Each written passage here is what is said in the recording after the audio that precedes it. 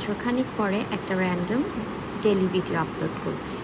তো আজকে যেহেতু ফ্রাইডে, এভরি ফ্রাইডে আমার রুটিন হচ্ছে আমি বেডশিট চেঞ্জ করি। বেডশিট চেঞ্জ করলে আমার মনে হয় রুমটা অনেক বেশি ক্লিন হয়ে যায়। তো এখানে আমার বেডশিটটা টান টান করতে হবে, তো আমি ভিডিওতে খেয়াল করলাম যে আমার একটু তোষক বের হয়ে আসে, যেটা দেখে আমার প্রচণ্ড পরিমাণে ওসিডি হচ্ছে।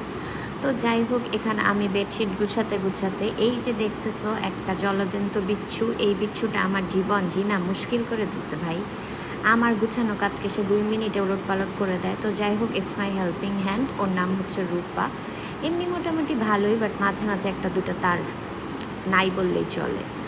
তো যাই হোক, এখানে আমি বেডশিটটা ছটপট করে গুছিয়ে ফেললাম, গুছিয়ে এখানে চলে আসলাম ঝাড়ু দিতে। যেহেতু ফ্রাইডে, সব বাসার ছেলেরাই নামাজে চলে গেছে, তো আমার টার্গেট থাকে ফ্রাইডেতে নামাজ থেকে আসার আগে আগেই আমি সব করে ফেলবো, আমি সুপার ওম্যান হয়ে যাই তখন।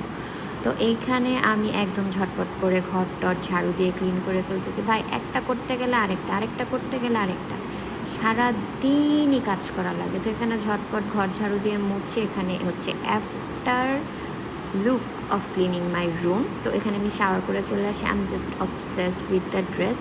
আর এইটা একটা এত বেস্ট সিরাম, পেজের লিঙ্কটাতে ট্যাগ করে দিব।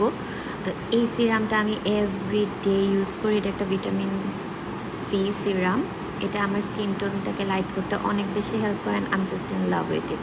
ভাই, আফটার প্রেগনেন্সি মাথায় চুল থাকে না বললেই চলে। আমার তো চুল পড়তে পড়তে আমি অলমোস্ট টাকের পর্যায়ে চলে আসছি। যত চুল মুছি তত কষ্ট লাগে ভাই, চুল টান দিলেই চুল পড়ে। তো আমি একটু সিরাম অ্যাপ্লাই করি সবসময়। বড় চুল ম্যানেজ করাটা একটু টাফ, যদিও এখন আগের থেকে অনেক পাতলা হয়ে গেছে। আগে একটা এত বড় খোপা হতো, এখন একটা এতটুকু খোপা হয়। But I am still in love with my hair. আমি একটা হেয়ার কালার করবো, তোমরা যদি আমাকে সাজেস্ট করো আমি খুব খুশি হব। তো এখানে আমি হেয়ার সিরামটা দিয়ে যে আমি তোমাদেরকে এখনই দেখাবো। দেখো আমার কী অবস্থা, অনেক বেশি চুল পড়তেছে, জায়গা জায়গা দিয়ে মাথা অলমোস্ট সাদা হয়ে গেছে, আর নিচে তো কিছু নাই। তো এখানে একটু চলে গেলাম রান্নাঘরে। এখানে কুক করা কিছু গরুর মাংস ছিল, সেগুলো আমি গরম করে নিচ্ছিলাম, যেহেতু দুপুরে লাঞ্চ করব। তো I am just obsessed with my dress. আবার একটু গ্লাসের সামনে এসে নিজেকে দেখতেছিলাম। এই ড্রেসটা বেসিক্যালি মারিয়া আমাকে গিফট করছে। আমার খুবই পছন্দ হয়েছিল কালারটা, যেহেতু আজকে ফ্রাইডে, তো I was very happy wearing this dress. তো চলো তোমাদেরকে বাসার একটা ট্যুর দিয়ে দিই।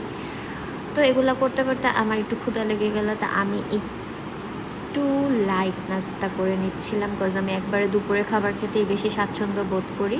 এখানে একটা ক্রসেন্ট, তারপরে এই যে কাঁটা চামচ দিয়ে কাটতে কাটতেই মনে করো আমার লিটল এঞ্জেল উঠে গেছে। She didn't allowed me to finish the food. তো তারপরে আমি মাঝখানে অনেক কিছু করে ফেলছি, লাঞ্চ করছি, অনেক কাজ করে ফেলছি।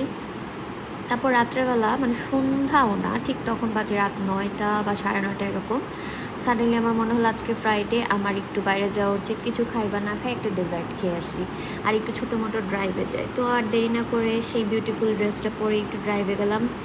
একটু এক্সপ্রেসওয়ে দিয়ে ঘুরে নিজেকে একটু সুন্দর একটা কোয়ালিটি টাইম দিয়ে তারপর আমার মনে হলো যে ঠিক আছে, বাসায় দুপুরে হেভি লাঞ্চ করছে, এখন একটু ডেজার্ট খাবো। তো এখানে আমি একটু ডেজার্ট খেলাম। তো এই ছিল আমার একটা র্যান্ডম ফ্রাইডে। তোমাদেরকে আমার ডেলি ব্লগটা ভালো